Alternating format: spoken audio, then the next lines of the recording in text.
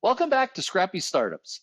Today, I'm going to be joined by Michelle Huie. Michelle is the founder of not one, but two startups, one called Vigor and one called ShopDot. We'll hear about Michelle's journey from being in the corporate world to her own personal pivot to startup founder. Now, her first startup was Vigor, and this is in the fashion industry. It was built around her own experiences with compression socks. After building this business up, she brought in a team to run it and focused on her second act.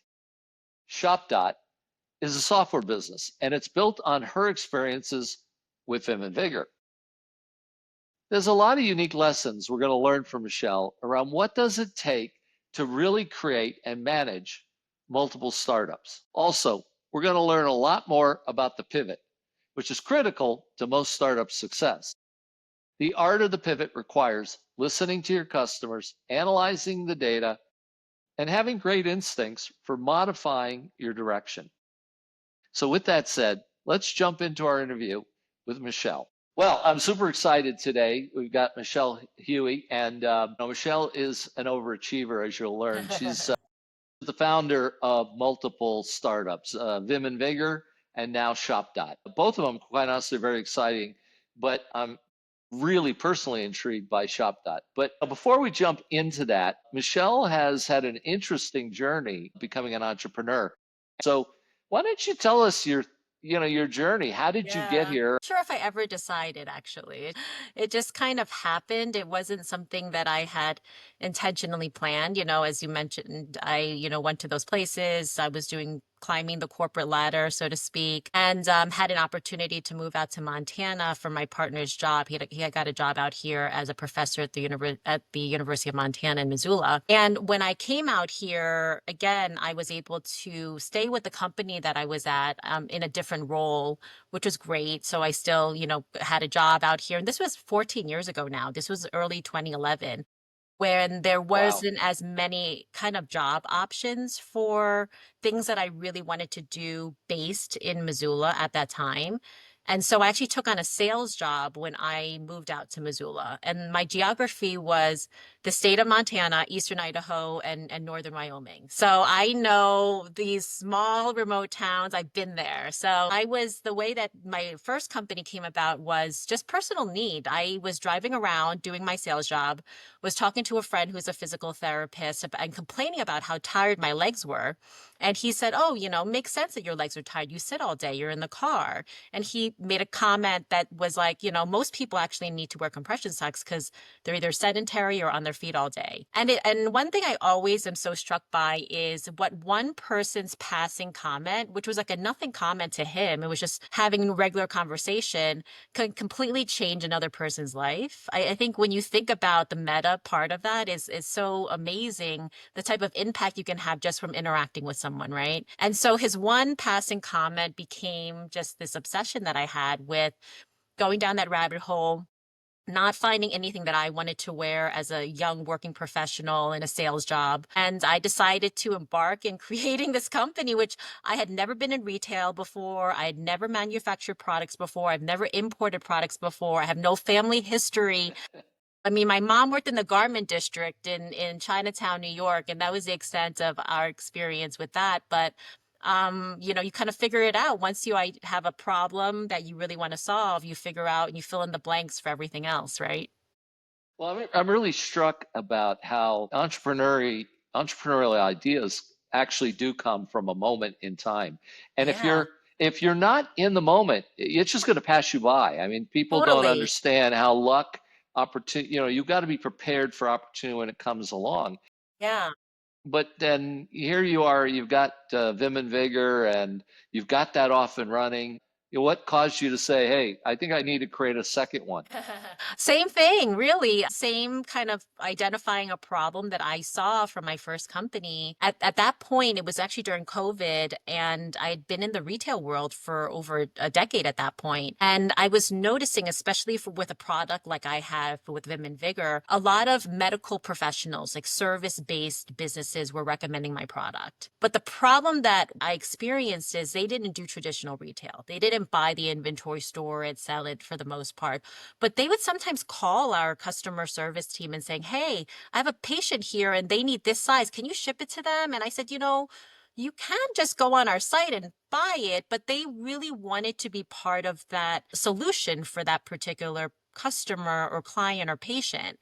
And they wanted to kind of close a transaction right then and there to really help that patient. And a light bulb went off, and I was thinking, wow, think about how many service-based businesses their own retail experience. So that's how the idea for ShopDot came about. And so now you got both of them. I'll ask a really unfair question. Which one do you love more? It's like that's a really hard thing, right? Nobody asks that question. Is which kid do you love more?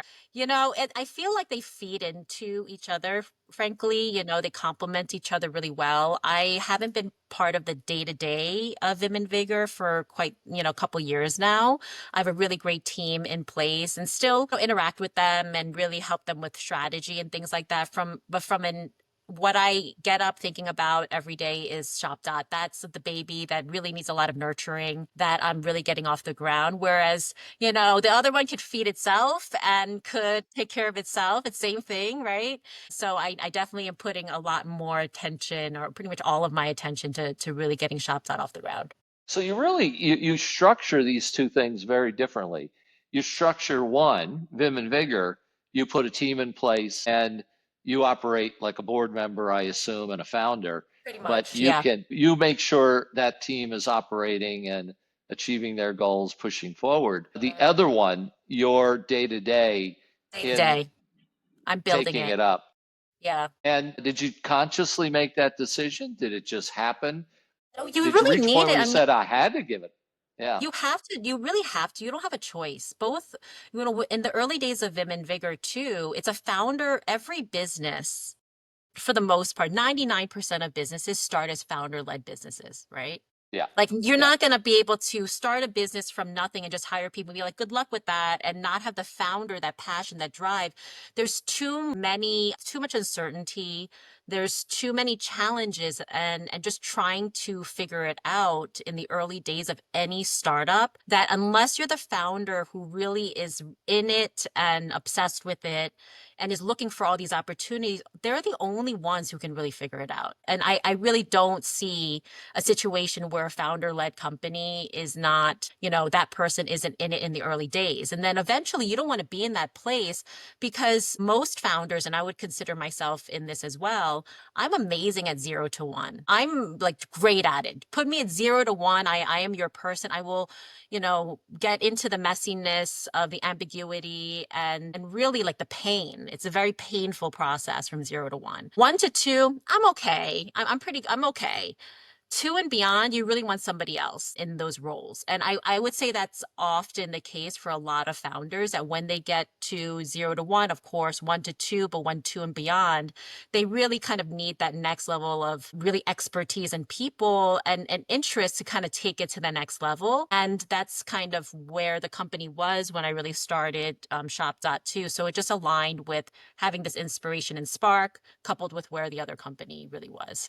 Did you know that when you started that you were a 0 to 1 founder, or did No. you figure that out? You figure that out, right? And you're like, I'm really good at this. I'm really bad at this. And if you have a team in place, they'll tell the right team, they'll tell you, you're really, really bad at this. You're the bottleneck. You're the one who, is not, meeting expectations here. But I didn't realize that that's how I was. I was in corporate America, so and for all intents and purposes, you don't do 0 to 1 in corporate America. You do kind of, you're the hired gun way, way, way after those initial people started the company, oftentimes in a big multi-billion-dollar corporation. And I was very good at that, frankly. I was good at climbing the corporate ladder and doing all that work. So I didn't realize that I would really thrive so much in the 0 to 1 space. But I guess, you learn quickly. Just for our listeners, there's a good book. It's now a classic, 0 to 1 by Peter Thiel. Really? Which, yeah, yeah, yeah. Which the way you describe it really talks about. It's about starting up companies and getting them from 0 to 1, and what does it take? And you figured that out in many ways yourself as you went along. Um, Anything, that you miss out of big corporate life, out of curiosity? There's a different level of teamwork and camaraderie. When you're the founder of a company, I remember one of my mentors in the early days when I first started my first company, Vim and Vigor. I would go to him and I would say, "Man, the highs are really high and the lows are really low." And he actually corrected me and he said that when the highs are really high, the lows are really lonely. And I think that has always, it's like 12, 14 years ago now, but I think about that on a regular basis because as a founder, you want to, all the celebrations, obviously you're excited about, but it's you're really trying to really celebrate your team and really put it on your team. But when things are rough, some things you can't really just dump on your team. That's not real. You need them to kind of have that level of energy and you have to absorb it as a founder.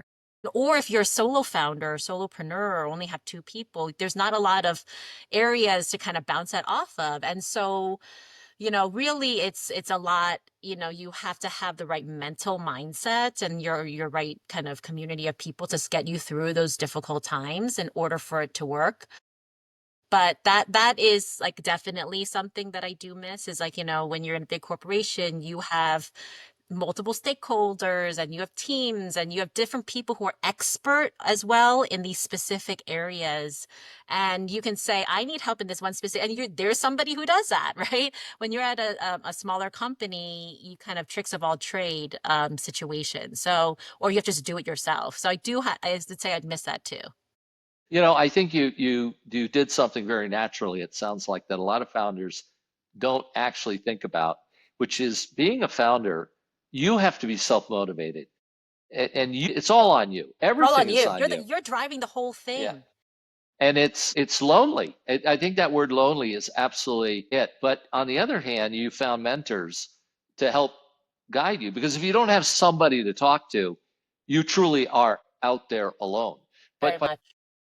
you have to look for other people to be able to help you in those moments of the down and celebrate the up with you, I assume. Yeah. But did that happen naturally or did you notice you needed it?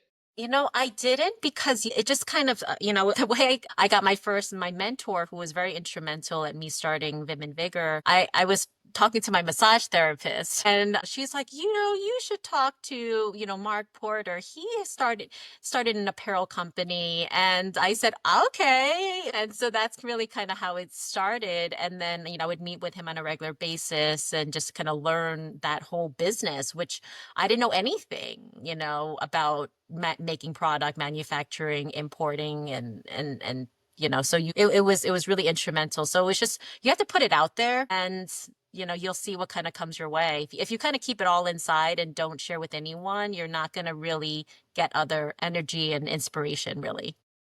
That's really great insight. Then, we're going to jump into ShopDot here in a second, but I'm curious what gets you your biggest adrenaline rush at ShopDot these days? I would say, I just got off a call with a retail customer that who started using ShopDot, and she was sharing with me and our team all the different ways that she has been using ShopDot, and it's really driving her business. One great thing about ShopDot, and I'll go more into the company, is that we really help support small businesses, right? A lot of these service-based businesses are small to medium-sized companies, and it's kind of given them a new way to earn money and also better serve their customers. And just hearing the excitement from that, and it's been really rewarding. I think that what gets me really excited because there's tons of times when you're just like, does nothing feel like it's working? Why does this take way longer than it really should? You feel like you've been doing this forever. But if you think about it, when you're working on something for 4 hours and from when you go to bed and then when you wake up, you're thinking about it, it's actually seems like it's a lot longer just by the number of hours, right? So, but when you really take a step back, it's probably not. But in your mind, because you've been so in it feels like you've been doing it forever. And one thing, I have investors for ShopDot. Vim and Vigor's bootstrapped, but but ShopDot has investors. And even when I send my quarterly updates, I dread sitting down writing it because I was like, what did I accomplish this quarter? I don't even know. And then when I start writing it, I was like, oh my gosh, I did accomplish a lot. And I'm sure a lot of people experience that too when they're running their businesses. So tell us, so let's jump into ShopDot. You gave us a little indication, but give us a little bit about the journey you've been on with ShopDot. Yeah. So with my first company is, like I mentioned, is bootstrapped. But for ShopDot, I realized I needed to raise venture capital funding for it.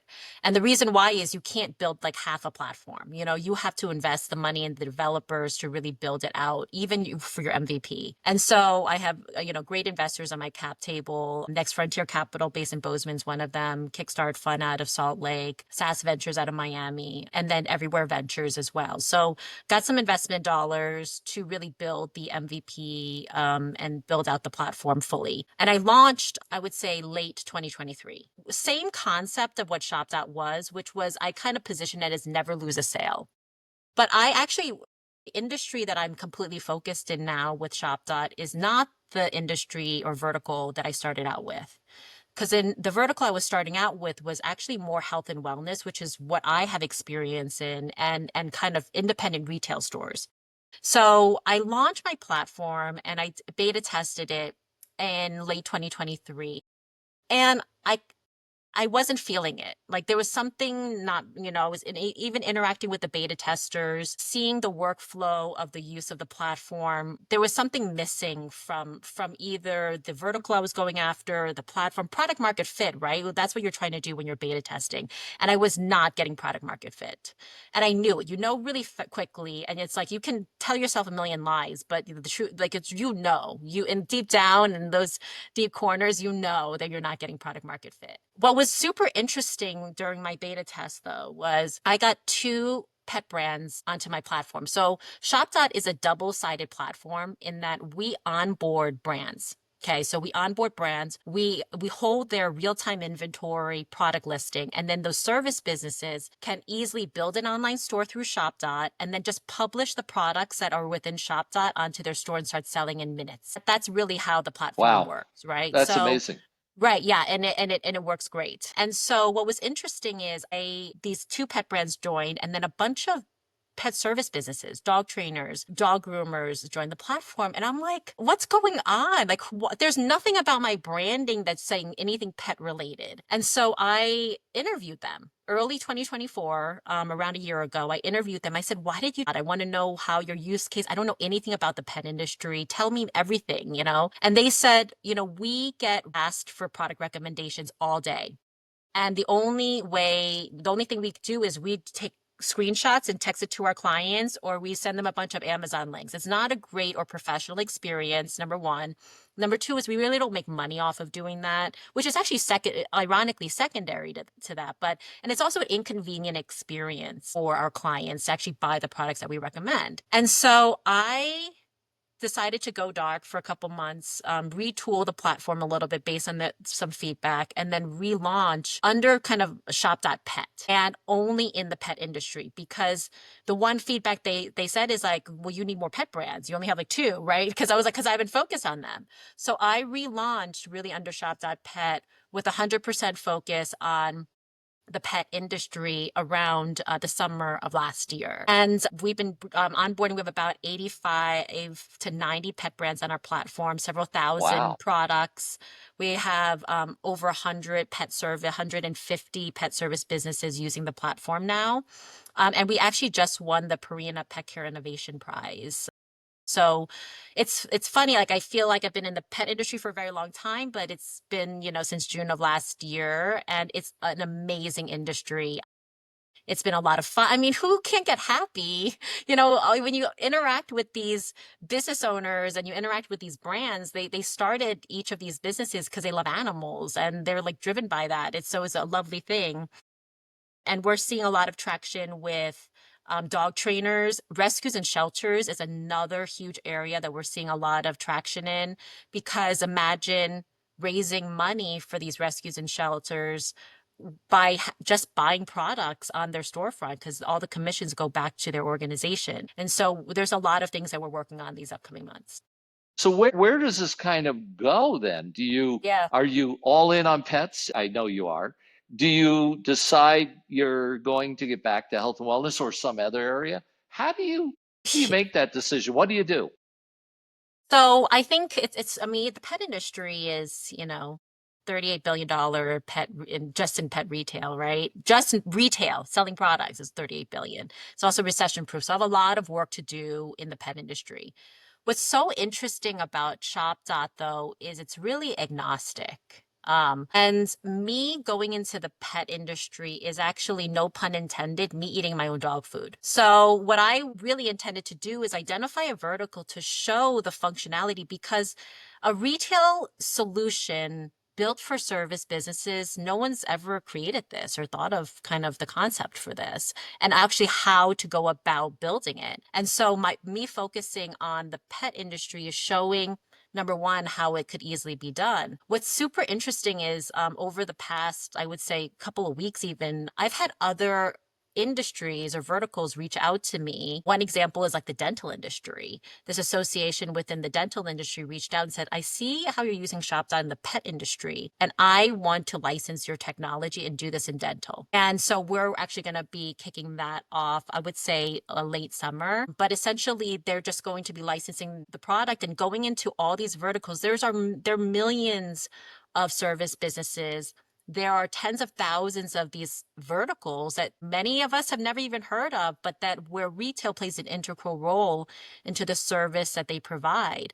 And so what's interesting now is this organization and company, a group of people, are now forming a separate company and utilizing the ShopDot technology to do what I did with ShopDot Pet into the dental industry. And we'll see what else comes out of this, of people wanting to license my technology to all these other verticals that can help these businesses further. That's the way to scale the quickest, because it's an inch deep, mile wide situation, and you need to really rely on resellers, channel partners to really kind of scale and grow. And what's nice is that we have a platform that works really great. And so yeah, so that's kind of what the vision is really for ShopDot, is start with internally, really focus on pet, but then work with partners or resellers to then license our technology into other verticals. Yeah, it is a real platform. And that's The the real beauty platform. when you build it as a platform, Yeah. is you've chosen in the old Jeffrey Moore model your head bowling pin, and that's pets. But you will eventually, this can work in any place where you got multiple retail brands who must love this because it opens up retail sales like never before. Is it become a franchise model, or do you just Yeah. start going after brands? So again, it's because it's a double-sided, you mean kind of a Yeah. franchise model of franchising to these different verticals? Is that your question, Bill? Yeah, I'm really trying to get at, do you go after the brands first or do you go after the The service providers double-sided. first? Yeah, It's a chicken or the egg, right? It's like the day right. old. And so with the pet industry, actually didn't go after the pet businesses until I would say early this year, really. Because I needed to get a good enough cohort of brands onto the platform, because they're not going to join if they're like, there's nothing for me here. There doesn't speak to me. And so it's one of those things where I think we're now with a good number of brands, we're now bringing on these retailers. And I think we're at that place where we're going to start to see that, like we're seeing it already, and to really go full steam, I would say over the summer. I would say if I were to go to I wouldn't do what I did with Shop.Pet though. I did it the hard way. Number one is I have zero experience in pet. I have zero connections. I knew no one, and I'm building, uh, this platform into this. I think the beauty of ShopDot is partnering. If there's other verticals that want to license the technology, is identifying the players in there that actually have relationships with kind of both sides of the platform heavily. And so that's why I think like associations, like in the dental world, like this group, they already have a huge network of dental offices, and they can easily then just bring on the brands because they have one side of the platform, already. So that is like the way to go. That the scaling of that will, I think, will be pretty significant, just based on the network that they already have. And I'm now seeing that now, but it took me a little bit more time. That makes sense. And what do you think the impact is to the services business? Do Yeah. they, how much do they grow their business hmm doing this? I mean, some of them, I mean, we have some that are selling a lot of product like on a regular basis. And what's interesting is they're able to, it's, they're making money off of this, which is great, but they feel really great about offering a professional selling experience. I think it's one of those things where it's like almost cost of doing business, having like a nice website, having a nice e-commerce. This is some stuff that is part of you building your experience towards that end customer. And that's where we're seeing the excitement of the platform is, yes, it's money, right? Like, what money am I going to get? Yes, we're adding a lot of new features to help drive that for sure. Aside from that, the more like do think feel, the feel component is feeling really good about sharing the storefront with their clients and customers, that they're professional and they created this for them of curated products. That's actually a great platform. You can be a one person or two person or three person company, and suddenly you look bigger, pushing through product. But that idea of having a real professional experience is pretty fantastic. So you imagine you offer more services in that website to, give them more capability because that's really sticky, isn't it? Yeah. Yeah. So it's interesting because, I think as of right now, our main strategy is to really enabling the retail purchase experience and helping these businesses be able to share and sell as effectively as possible. And so there's obviously a lot of bells and whistles that you can add to that, but rather there's a couple of strategies you have. I mean, you can either try to build that bespoke on your own, or you can really kind of partner with platforms that already have those capabilities. Our strategy is actually looking at the partnership model again, so that we can really be focused on doing this, which is already hard enough, really, really, really well. And so what we're starting to do is actually embed ShopDot into booking platforms. So what does every service business use? Some type of booking or scheduling platform. Within the pet industry, there's about 10 players. I've spoken to almost all of them, and they're interested in embedding ShopDot or even white labeling ShopDot right into their platform and offering it to their customers. And so that is our strategy for scaling. Again, this industry is an inch deep, mile wide. So really, it's all about partnerships and looking at reseller models and all of that. You actually pull together the complete experience, especially the partnerships allow you to go fast. Best. You Yeah. don't, you're not trying to compete with a scheduler, et cetera, No, no. but you provide an integrated experience. You go work with everyone for that service provider. It takes the complexity Yeah. out of the business for them Right. and makes them look like a really big player, Yeah. and makes them a whole lot more efficient, by the way, Yes. too. Yeah.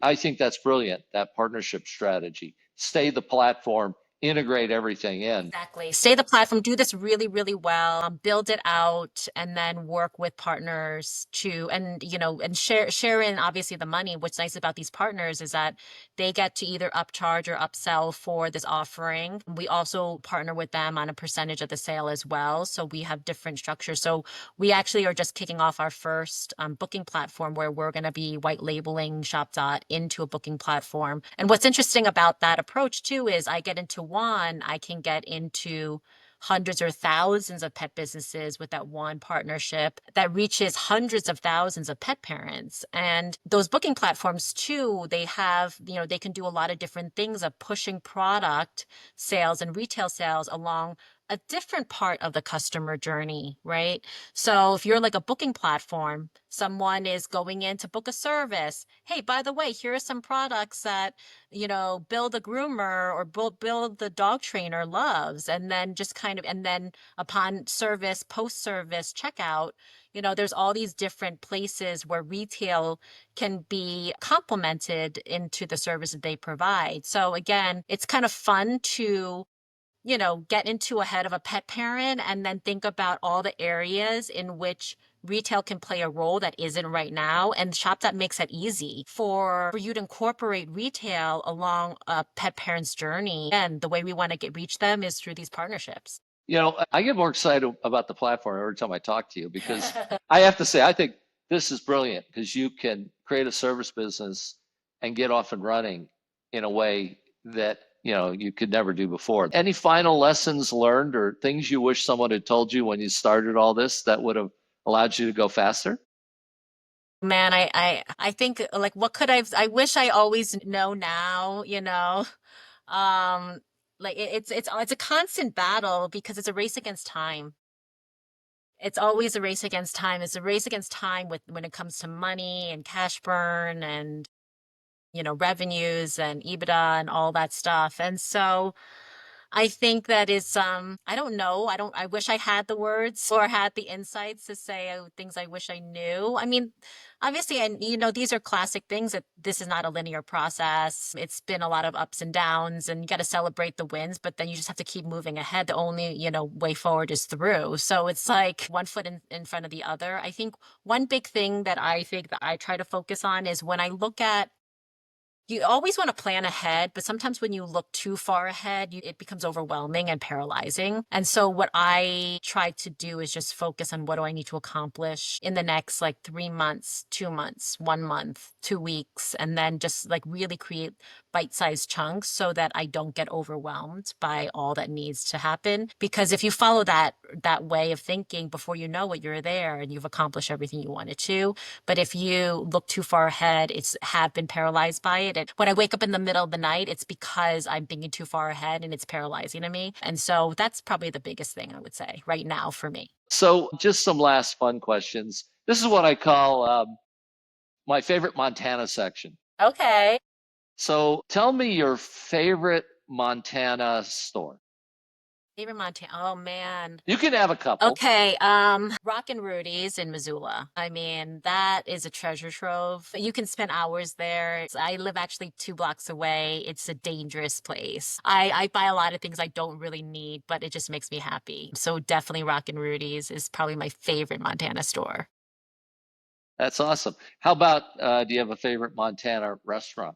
Man, okay, so if you guys come to Missoula, Vera Donuts is an excellent donut place. It's one of my favorites. Everything there is good. It's beautiful. Like the donuts are a work of art. If you come to Missoula, the breakfast burritos and Market on Front, best. I'm from New York City. Okay, I've been to a lot of. I lived in Chicago. Best breakfast burritos, I think, like bar none. It's so good. I would say, like food wise, I have like different food items that I like from different places, but I think Vera Donuts is a really special place. All right. And last question. Favorite outdoor Montana activity? I would say cross country skiing. I think, I love like there's a lot of great places in Missoula. There's obviously right outside of Missoula, Lost Trail, it's great. Like the 6 Mile Loop is awesome. Patty Canyon is another great area. I would say for sure cross country skiing. Well, look, thanks for sharing all that insight. And, I think you built an amazing product, and hopefully more people will check it out because I think it can, the pet industry, no doubt, you can change the game there, but it'll work in any service industry. So thanks for the time, Michelle. Thanks, Bill. Appreciate it. Well, I hope you enjoyed that interview with Michelle. The lessons I picked up from the interview were, well, first of all, she's extraordinarily good about seeing the problem. She has an incredible ability to be self aware and focused on being in the moment. I think for a lot of people, you miss things when you're not in the moment. That's a consistent theme across all the interviews with founders that we've done. The problems they are solving are personal, and they're often found in the minutia of their day-to-day life.